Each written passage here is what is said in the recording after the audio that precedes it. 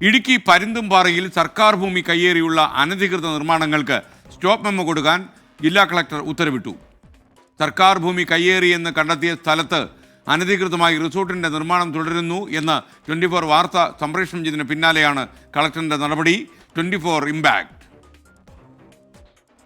മൂന്നാറിനേക്കാൾ വലിയ കയ്യേറ്റം പരുന്തുംപാറയിൽ നടന്നുവെന്നാണ് IG K സേതുരാമന്റെ നേതൃത്വത്തിലുള്ള പ്രത്യേക അന്വേഷണ സംഘം ഹൈക്കോടതിയിൽ സമർപ്പിച്ച റിപ്പോർട്ടിൽ പറഞ്ഞത്.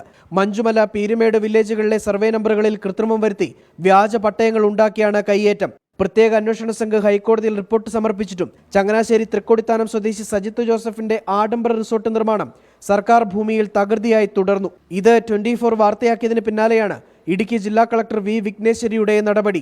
അത് സ്റ്റോപ്പ് ചെയ്തിട്ട് നമ്മൾ റെക്കോർഡ് വെരിഫിക്കേഷൻസ് ഒക്കെ ചെയ്യേണ്ടതായിട്ടുണ്ട്. ബിക്കോസ് ഇത് എനിക്ക് തോന്നുന്നു പുതിയതായിട്ട് പറഞ്ഞാൽ റീസെൻറ്റ് കാലങ്ങളിൽ ബൈഫർക്കേറ്റ് ചെയ്ത വില്ലേജ് ആയതുകൊണ്ട് അതിൻ്റെ റെക്കോർഡ്സ് ഇന്നും ശരിയായി വന്നിട്ടില്ല. സോ അത് നമുക്ക് ഉറപ്പ് വരുത്താതെ നമുക്ക് മുന്നോട്ട് നീങ്ങാനും സാധിക്കത്തില്ല. പക്ഷേ ആ വർക്ക് ഇപ്പോൾ നമുക്ക് സ്റ്റോപ്പ് മെമ്മോ ഇഷ്യൂ ചെയ്യും അടിയന്തരമായിട്ട്.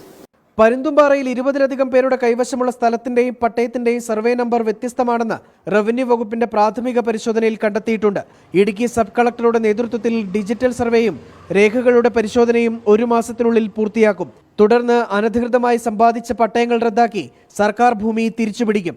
ഡിജിറ്റൽ സർവേയിലൂടെ കയ്യേറ്റ ഭൂമിക്ക് നിയമസാധ്യത ഉണ്ടാക്കാനുള്ള നീക്കം തടയാനും ഉദ്യോഗസ്ഥരോട് നിർദ്ദേശിച്ചിട്ടുണ്ട്.